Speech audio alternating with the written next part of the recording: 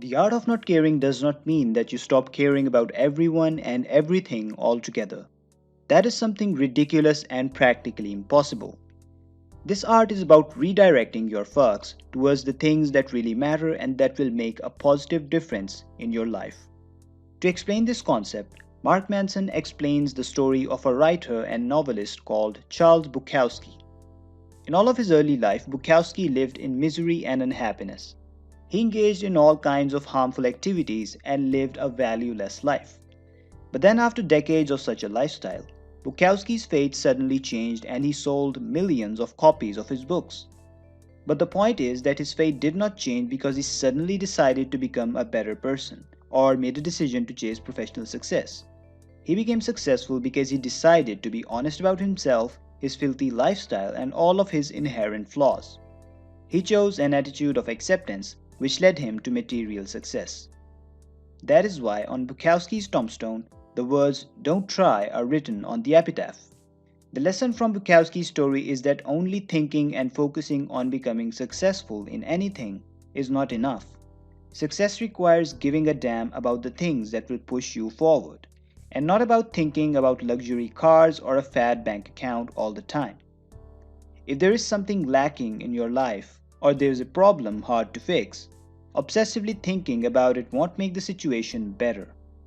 You see, most of the times, all you need to do is to let go of what is consuming your mind, focusing only on solutions, and if you don't find any, taking your attention away towards a more fuck-worthy thing. The other thing is that our mind is a sneaky machine that keeps spitting out all kinds of arbitrary problems in order to get our attention. And this is why the ability to not give a fuck is so key. There are three subtle keys to master this ability. Subtlety number 1. Not giving a fuck does not mean being indifferent. It means being comfortable with being different. Many people would like to think that not giving a fuck means being indifferent, but that's not true. Indifferent people are merely those people who have somehow managed to hide their fucks from other people. This is most of the time an indication that such a person used to give way too many fucks, and then they had to forcefully cut themselves out from the outside world in order to stop giving those fucks. There is nothing admirable about such an indifferent person. But what is admirable is the ability to be okay with being different. This means being able to accept your natural flaws instead of actively hiding them from others. This means accepting the fact that you are not supposed to be completely like everyone else, and that you can't be a life-changing presence for some without being a joke to others. That you can respectfully communicate your unique and different ways to others in order to make the world a better place. Subtlety number 2. To not give a fuck about adversity, you must first give a fuck about something more important than adversity. If you know what your values are, what you truly stand for, and what you truly want out of life, you won't have a problem dealing with adversity. If you want something bad enough, you won't give a damn about the obstacles and painful moments that you have to face. Subtlety number 3. Whether you realize it or not, you are always choosing what to give a fuck about. You have to be clear about what things you want and then only give a fuck about those things, while not giving a damn about other things. Conversely, if someone does not have something worthwhile to direct their fucks toward, they will give a fuck about everything all the time.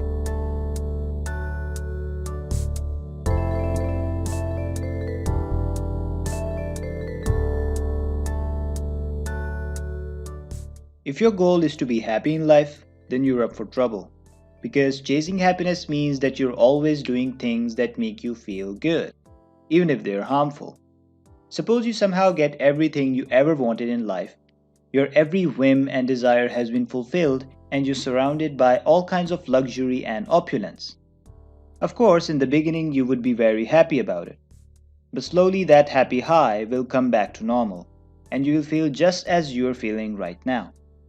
As more and more time passes, a point will come at which the very luxury that you have will be despised and hated by you. Now, why do you think that would be the case? The answer is simple. When you've achieved your dream life or target, you became very happy. Before achieving that goal or luxury, you always thought that once you will achieve that goal, everything will be head over heels for the rest of your life. But that's not how happiness works. After the initial burst of happiness and joy, you'll be back to normal. And if you further remain in that state for a long period of time, you'll become sad and unhappy. This is because there is no longer any meaning in your life. You see, happiness comes from solving problems and achieving goals and dreams. It's as simple as that. Now, if you deeply think about it, there can be no happiness without having problems. Problems give meaning to our life and existence, and happiness is simply the effect of solving problems. Keep in mind that the keyword here is solving. The disappointment panda. In the book, Mark Manson talks about his self-created superhero called the disappointment panda. This panda has a superpower of telling people ugly truths about their life that they need to hear. Disappointment panda would be the hero that none of us would want, but all of us would need. He would be the proverbial vegetables to our mental diet of junk food. He'd make our lives better despite making us feel worse. He'd make us stronger by tearing us down. Brighten our future by showing us the darkness. Listening to him would be like watching a movie where the hero dies in the end. You love it even more despite making you feel horrible, because it feels real. Happiness comes from solving problems. Now, the basic gist behind the disappointment panda is the fact that we humans need pain as much as we need happiness or pleasure. If there was no pain, we would never be able to protect ourselves from danger or improve our present situation. This is why pain will never go away from your life. And guess what? That's perfectly fine. However, what we should be thinking about is how to have better problems and better forms of pain. Because after all of pain is not the same. There are better pains and problems, and there are worse pains and worse problems. Better problems are easily solvable, so acquiring happiness becomes an easy process. The worst problems, on the other hand, are problems that are extremely difficult to solve. Therefore, acquiring happiness becomes a difficult process and there is more unnecessary pain. Now, just like some people fuck things up by inherently chasing happiness, other people destroy themselves by avoiding problems. Avoiding problems means either denying them or hiding from them. This means there will be no meaningful happiness as well. Emotions are overrated. Emotions, whether they are positive or negative, are just feedback mechanisms that serve a function and help us live a better life. When you're feeling good emotions, that's a feedback that you've done something good and life promoting. When you feel bad emotions, that usually means that you've done something wrong and that it needs to be corrected. However, this does not mean that all good feelings come from good things and all bad feelings come from bad things. Some good feelings come from doing bad things, although we only see their detrimental effects later on. Similarly, some bad feelings come from doing good things, although we only see their beneficial effects later on. So, the conclusion is that we must learn how to think long term instead of chasing just highs of happiness or avoiding pain and problems. The talk that we must have with ourselves is about what struggles are we willing to undergo to achieve happiness. Because only chasing problems and struggles will bring us to real lasting happiness. The joy is in the climb itself.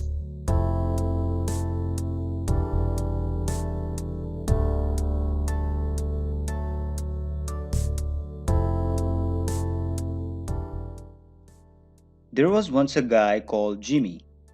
Jimmy always had various business ventures going on. On any given day, if you asked him what he was doing, he'd rattle off the name of some firm he was consulting with, or he'd describe a promising medical app he was looking for angel investors to fund. Or he'd talk about some charity event he was supposed to be the keynote speaker for. Or how he had an idea for a more efficient type of gas pump that was going to make him billions. The guy was always rolling, always on, and if you gave him an inch of conversational daylight, he'd pulverize you about how world-spinning his work was, how brilliant his latest ideas were, and he'd name drop so much it felt like you were talking to a tabloid reporter. Jimmy was all positivity all the time. But the catch was that Jimmy was also a total deadbeat. He was all talk and no walk. Stoned a majority of time, and spending as much money in bars and fine restaurants as he did on his quote unquote business ideas, Jimmy was a professional leech, living off his family's hard won money by spending them as well as everybody else in the city on false ideas of future tech glory. And the most screwed up part was that Jimmy felt good about it. He had a delusional level of self confidence. People who called him out on his bogus business ideas were too ignorant and inexperienced to understand his genius. The reason for his delusional level of self confidence was his entitlement. He believed in all of his bullshit, despite the fact that in reality he had no real marketable skills except for his confidence. The problem with the self esteem movement is that it measures self esteem by how positively people felt about themselves. But a true and accurate measurement of one's self worth is how people feel about the negative aspects of themselves. If a person like Jimmy feels absolutely fucking great 99.9% of the time, despite his life falling apart around him, then how can that be a valid metric for a successful and happy life? Jimmy feels as though he deserves good things without actually earning them. He believes he should be able to be rich without actually working for it. He believes he should have an amazing lifestyle without actually sacrificing anything. People like Jimmy become so fixated on feeling good about themselves that they manage to delude themselves into believing that they're accomplishing great things even when they're not. They believe they're the brilliant presenter on stage when actually they're making a fool of themselves. They believe they're the successful startup founder when in fact they've never had a successful venture. Once people have developed the thought pattern to constantly construe what happens around them as self aggrandizing, it's extremely hard to break them out of it. But entitlement is a failed strategy. It's just another high, and it's not happiness. A person like Jimmy hides from his problems by making up imagined successes for himself at every turn, and because he can't face his problems, no matter how good he feels about himself, he is weak. Things fall apart. While all entitlements are not bad, most of them are really damaging. You see, if we have problems that are unsolvable, our unconscious figures that we're either uniquely special or uniquely defective in some way, that we're somehow unlike everyone else, and that the rules must be different for us. Put simply, we become entitled. There are two ways or mindsets in which such entitlement plays itself out. I'm awesome and the rest of you all suck, so I deserve special treatment. I suck and the rest of you are all awesome, so I deserve special treatment. Opposite mindset on the outside, but the same selfish core in the middle.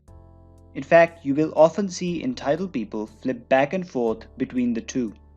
Either they're on the top of the world or the world is on top of them, depending on the day of the week or how well they're doing with their particular addiction at that moment. The tyranny of exceptionalism. Most of us are pretty average at most of the things that we do. Even if you're exceptional at one thing, chances are you're average or below average at most other things. That's just the nature of life. To become truly great at something, you have to dedicate shit tons of time and energy to it. And because we all have limited time and energy, few of us ever become truly exceptional at more than one thing, if anything at all. But if you look at the media businesses, all you see is the extreme end of the bell curve. We're constantly bombarded with either the most exceptionally fantastic or the exceptionally horrible. Our minds therefore assume that there is something wrong with us, even if our lives are perfectly fine. By seeing the extreme ends of life, entitled people aspire to be the best, and if they somehow fail to be the best, they decide to become the worst.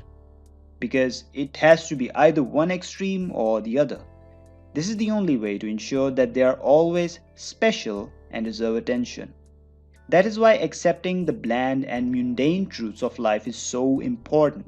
Because when we do that, the burden to be exceptional gets lifted off our backs. And it then allows us to do what we are actually capable of doing. And even if we fail, we still accept it and realize that the things in life that truly matter, such as our friends, family, or even our most favorite book, are still with us.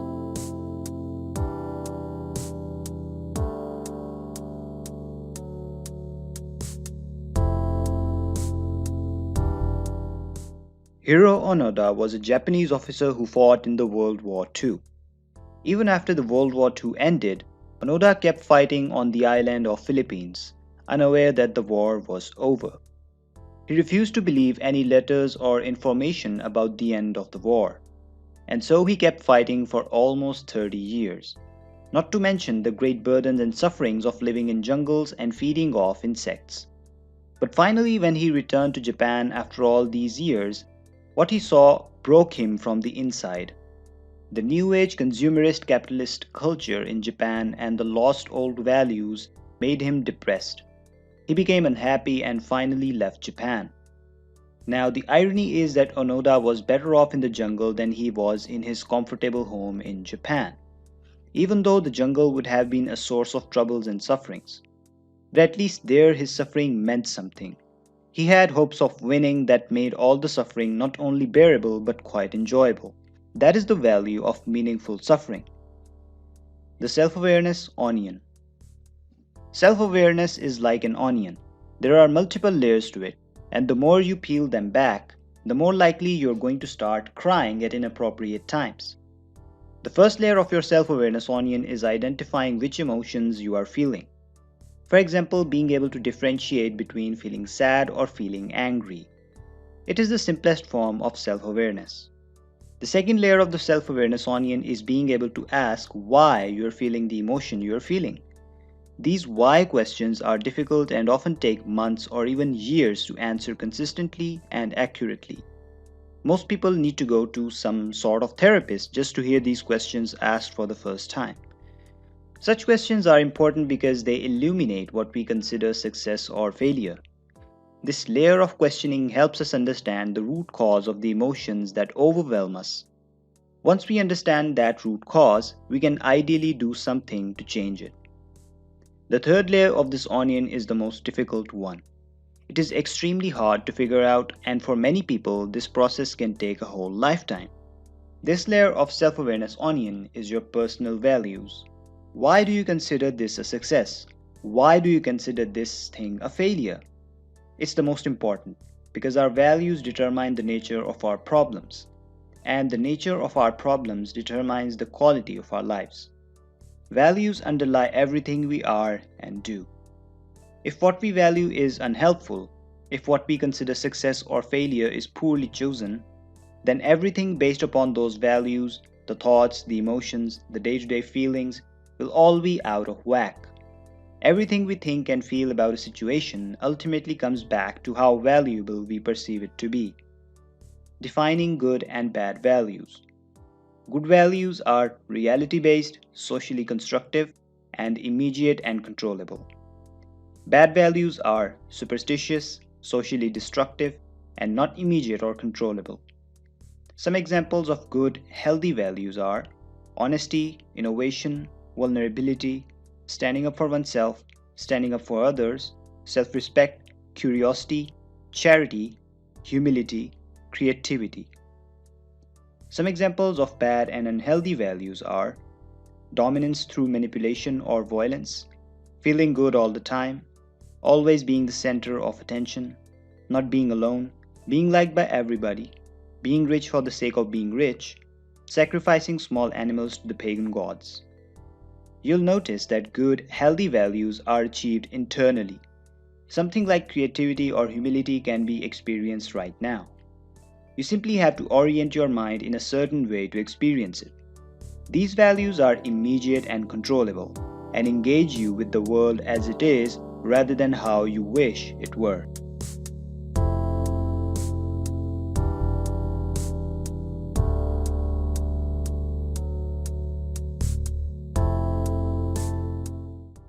We're all born choosers, even those who were born as slaves. I know this may sound ridiculous, but it's true. And let me tell you another unpleasant truth. Many people today are worse slaves than the slaves of the old days of slavery. Because the slaves of today are those who give up on their greatest power, which is the power of personal responsibility and individual sovereignty. This results in a victim mentality, but I have many other different names for it. Now, as I said before, we are always choosing. and it is the things we choose to do in our lives that make us who we are. When we give a damn about something, we are choosing that thing out of thousands of other things that exist in our personal space. If someone is choosing to complain and brood over a problem, that's a choice made by that person out of, say, at least 100 choices, and the other 99 choices could be different ways of solving the problem. And you see, there is a reason for making that choice. After all, it was the easiest one, and it lifted up the pain, even if temporarily. The responsibility fault fallacy. With great power comes great responsibility. This is a quote from Uncle Ben. No, not my uncle, but Spider Man's Uncle Ben. He said it right before he died, when he got shot in the movie. Let's reverse the order of this fantastic combination. With great responsibility comes great power. The more we choose to accept responsibility in our lives, the more power we will exercise over our lives. Accepting responsibility for our problems is thus the first step to solving them. I know it's kind of obvious, but there's a reason people miss out on this one. You see, a lot of people hesitate to take responsibility for their problems because deep down they believe that to be responsible for your problems is to also be at fault for your problems. But this is not an accurate judgment. Responsibility and fault often appear together in our culture, but they're not the same thing. If I hit you with my car, I am both at fault and likely legally responsible to compensate you in some way. Even if hitting you with my car was an accident, I am still responsible. This is the way fault works in our society. But there are also problems that we aren't at fault for, yet we are still responsible for them. For example, if you woke up one day and there was a newborn baby on your doorstep, it would not be your fault that the baby had been put there, but the baby would now be your responsibility. You would have to choose what to do, and whatever you ended up choosing, like keeping it, getting rid of it, or ignoring it, there would be problems associated with your choice, and you would be responsible for those as well. You are already choosing in every moment of every day what to give a damn about. So, change is as simple as choosing to give a damn about something else. It really is that simple. But it's just not easy. It's not easy because you're going to feel like a loser, a fraud, a dumbass at first. You're going to be nervous, you're going to freak out, you may get pissed off at your wife or your friends or your father in the process. These are all side effects of changing your values. But they are inevitable. It's simple but really, really hard. Let's look at some of these side effects. Uncertainty. I can guarantee that you will feel it. Should I really give this up? Is this the right thing to do? Giving up a value you've depended on for years is going to feel disorienting, as if you don't really know right from wrong anymore. This is hard, but it's normal. Next, you'll feel like a failure. You've spent half your life measuring yourself by that old value, so when you change your priorities and your metrics and stop behaving in the same way, you'll fail to meet that old, trusted metric and thus immediately feel like some sort of fraud or nobody. This is also normal and also uncomfortable. And certainly, you will weather rejections. Many of the relationships in your life were built around the values you've been keeping.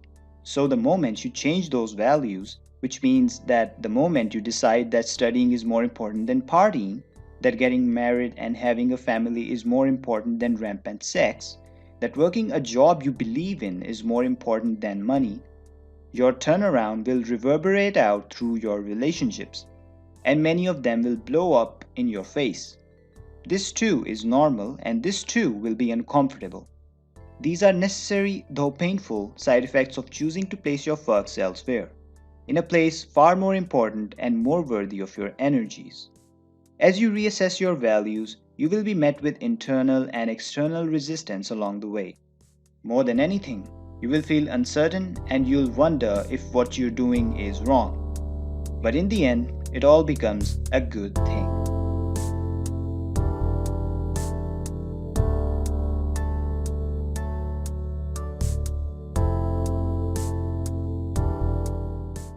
As children, we all used to believe in things which were not only untrue, but also absurd and laughable.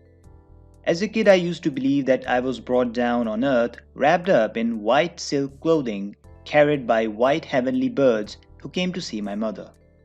And I believed it with such certainty that even later I was unwilling to entertain anyone else telling me that I was wrong.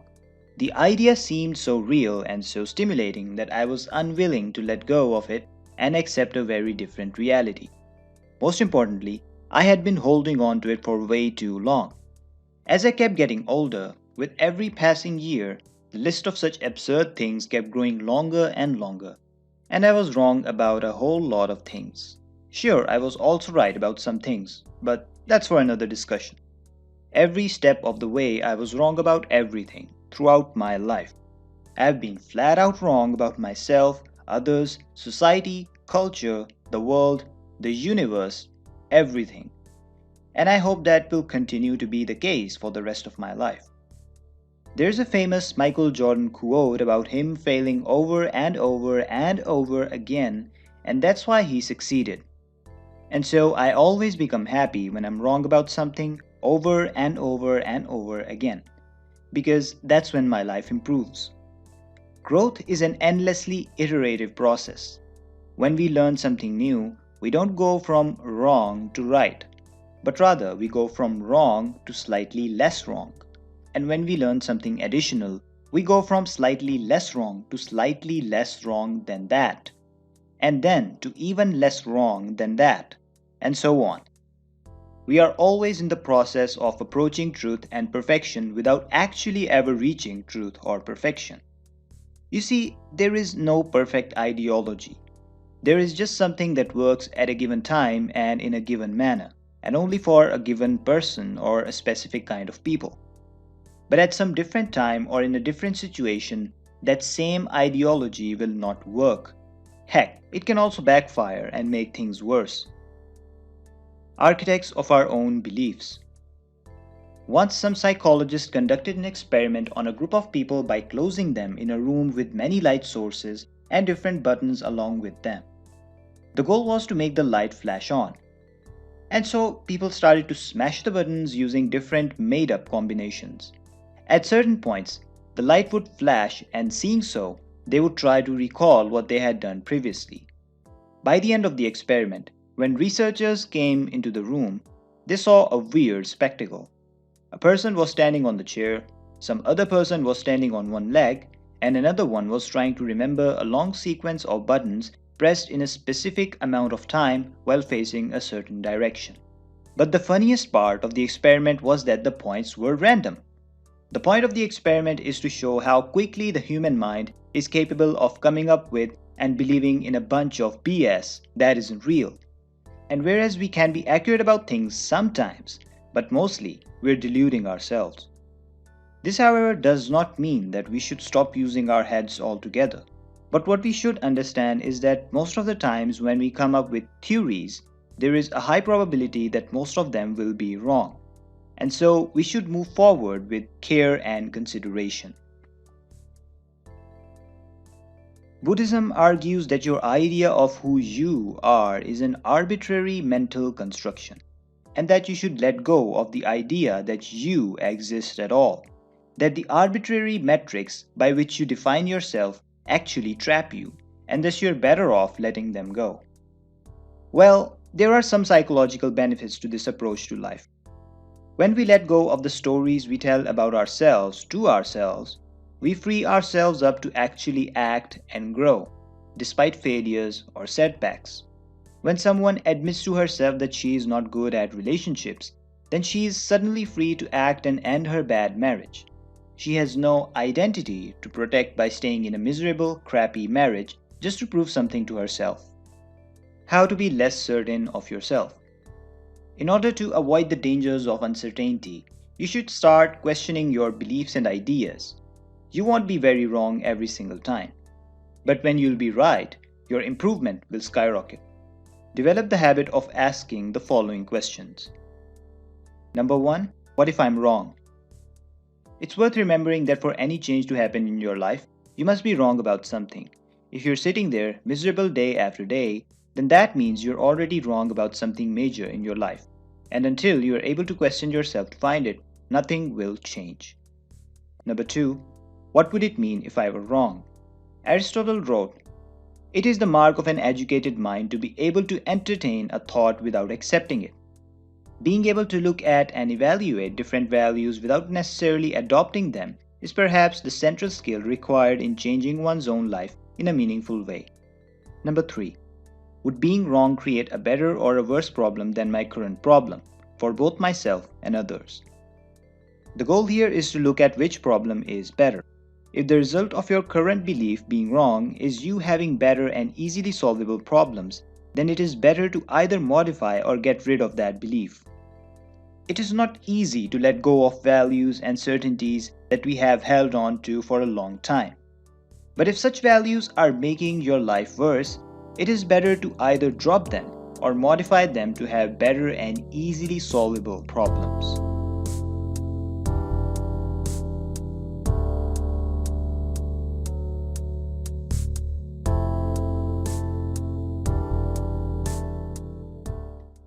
Fear of failing at something is a natural emotion that exists in everybody. But for most people, it becomes the greatest obstacle in achieving their goals, having the kind of relationships they want, and creating the lifestyle that they want.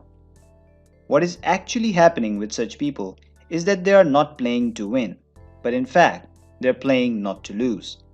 The desire for success, gains, or a better relationship isn't strong enough to override the naturally existing fear of failure. Now, why is that the case? The reason of such a lack of desire is not necessarily a lack of energy, a lack of incentive, or being comfortable. It is the lack of focus, focused attention towards specific core values, and a lack of emotional intelligence. This means that a person is afraid to start a business because he also somewhat likes the comfort of a nice and cozy 9 to 5 job, despite him wanting to live wealthy and free. It can also mean that a person is afraid of committing to someone because he's unwilling to give up his freedom even a little bit, despite the fact that he craves a real connection and vulnerability. If you pay close attention, you will see that life is full of paradoxes. You can't have it all at the same time. And so that's why you must be willing to make a conscious choice of choosing about what to embrace and what to leave behind, or at least leaving for another time. To become successful at anything, you have to learn how to value only that thing at that given moment.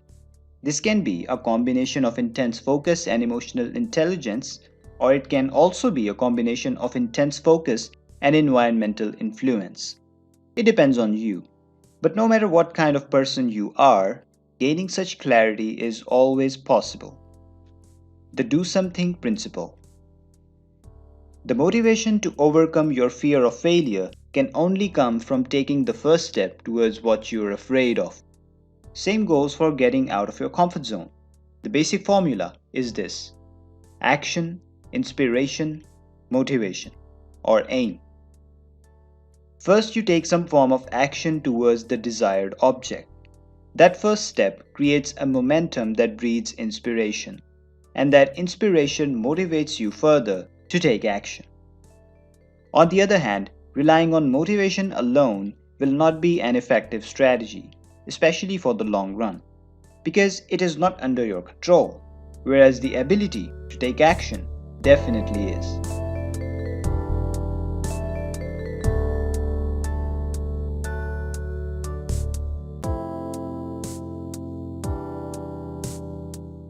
Being a yes man is very easy.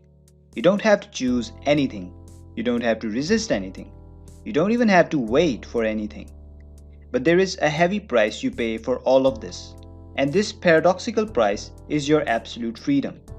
Now, you might think, how would that be possible? Doesn't being a yes man or being a totally open person a road to freedom and options? Well, the thing is, the world is very complex. And with the backwards law, the more freedom you pursue, the more you become a slave to that freedom. If you fail to define the things that are important to you, you will find yourself saying yes to everything all the time.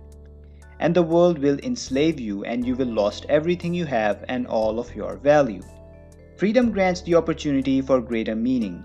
but by itself, there is nothing necessarily meaningful about it. Ultimately, the only way to achieve meaning and a sense of importance in one's life is through a rejection of alternatives and a narrowing of freedom.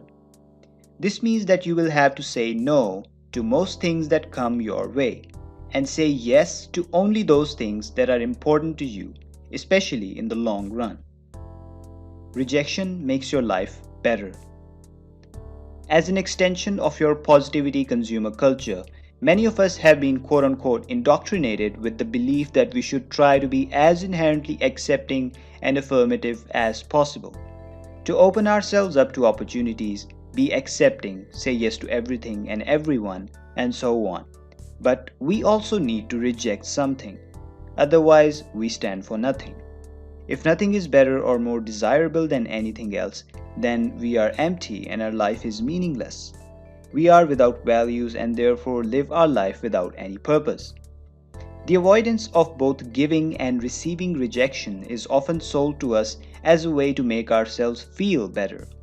But avoiding rejection gives us short term pleasure by making us rudderless and directionless in the long term.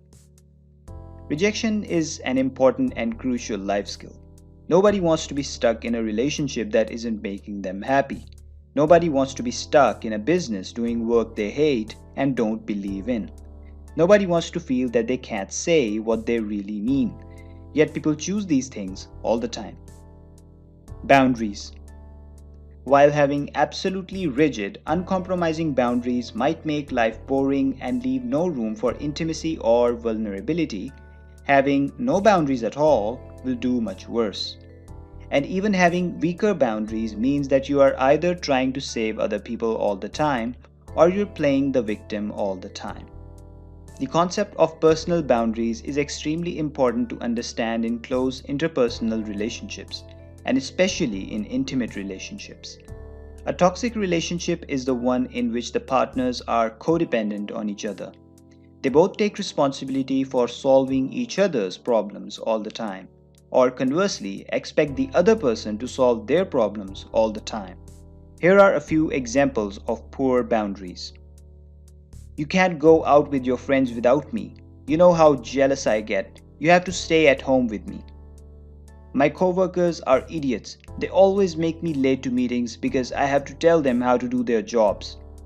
I can't believe you made me feel so stupid in front of my own sister.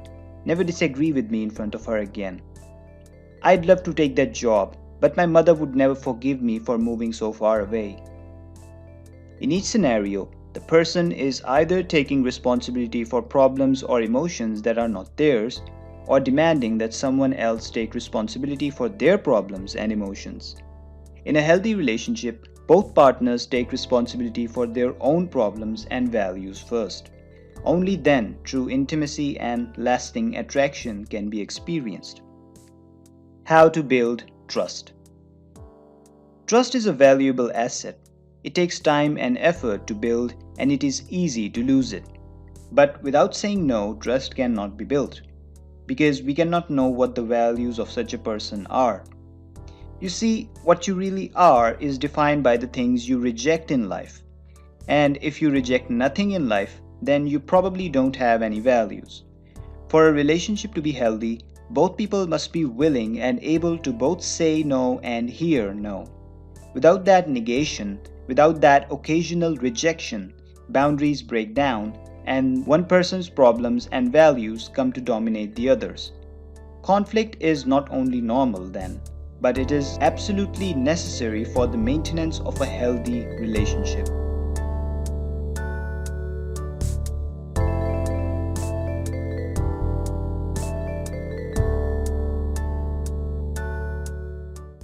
Let's face it, we're all gonna die one day, and there is no point in denying this fact.